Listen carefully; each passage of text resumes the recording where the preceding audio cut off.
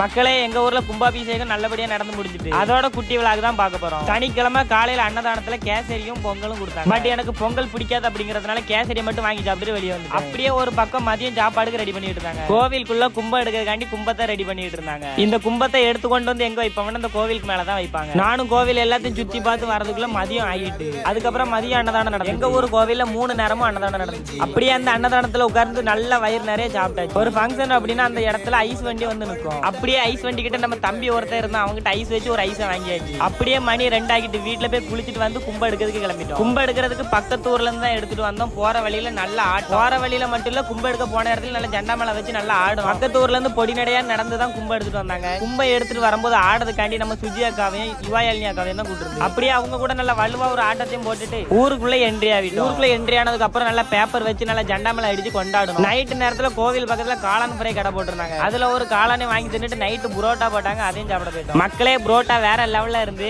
Next என்ன நடந்துச்சு அப்படிங்கறத பார்ட் 2 வீடியோல பார்ப்போம். இந்த வீடியோக்கு ஒரு லைக் பண்ணிட்டு அப்படியே நம்மள ஃபாலோ பண்ணி வச்சுக்கோங்க.